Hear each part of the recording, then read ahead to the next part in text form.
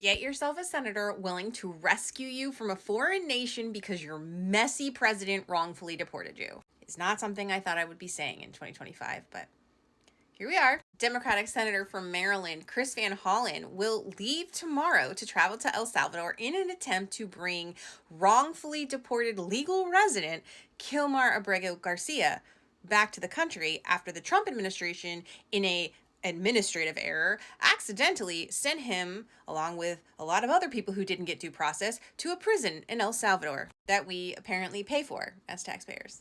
Because even despite a directive from the Supreme Court of the United States of America, the Trump team refuses to comply with the federal judge Polishini's, who has shown the restraint of a goddess and said, listen, I need you to tell me where this man is, what's going on.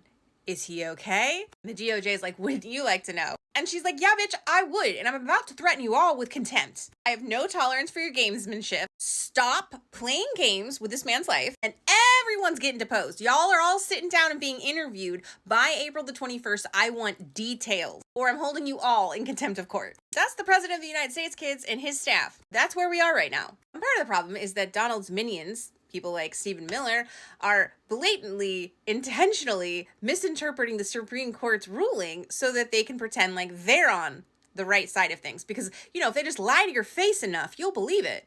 People do, apparently. During Bukele's visit on Monday, the president of El Salvador was here on Monday. Trump could have been like, hey, Bessie, can you go ahead and bring our guy back? Like you brought those other people back. Instead, they let this jackass show up with no tie. What kind of respect is that for this country and this administration? Although, actually, also, while I have you here, look at what he's done to this office. It's so awful. It's like somebody came to me while I had a double ear infection and the flu and was like, how could we make this even worse? Here's the norovirus, full of gaudy Garish gold stuff. Anyway, the president of El Salvador is like, why would I bring back a terrorist? That guy's a terrorist. Fact check. No, he's not. Abrego Garcia had no criminal record here or in El Salvador. But because the Supreme Court was unanimous, all 9 on the same side, and they use the word facilitate instead of effectuate. If you're unclear about why that matters, you can scroll back and watch my earlier video on this. It's ridiculous. But anyway, Stephen Miller is like, that means they're on our side because they're saying we can't compel a foreign government to do anything.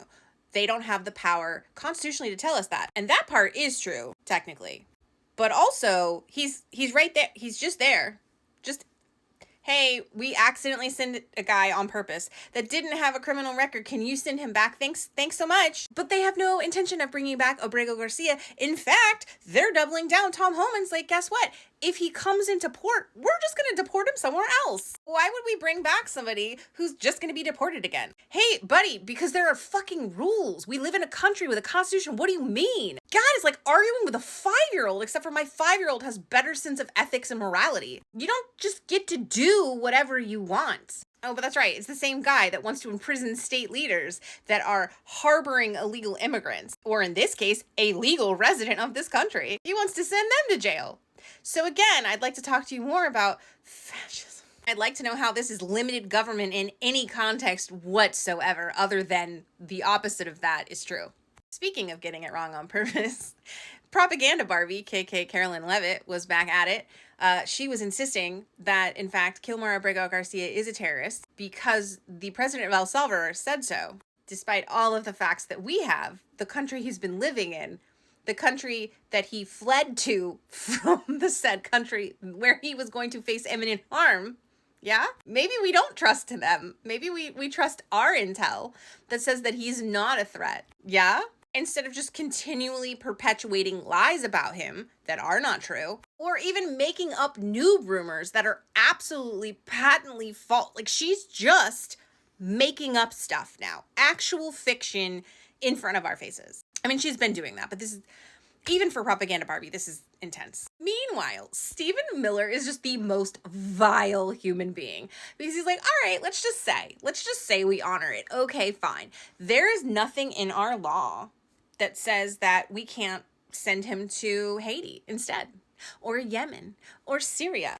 Those are options for him. You don't want to live in El Salvador? We'll just send you somewhere else that you might die. Is that cool? Despite the fact that you have a wife that is a U.S. citizen and children here? You cool with that? These people are exasperating. Okay, so what can you do now at home? A lot of breathing exercises. I recommend meditation, getting at least 8 hours of sleep, disassociation. Oh, you mean in the political realm? Yes, let me help you. Contact your members of Congress and tell them that you like what you see here. That you like that Senator Van Hollen is aggressively standing up against the Trump administration, that he's traveling to El Salvador for his constituent, that you want to see your representative, whether they're a Democrat or a Republican, stand up for the rule of law in this country, and that includes due process. For everyone. That applies to everyone. Follow him on social media. Share his posts out. Share anyone's posts that are talking about this story, because the Republicans are losing the PR war on this. And this is how I know that they've gotten to the point where they are at extreme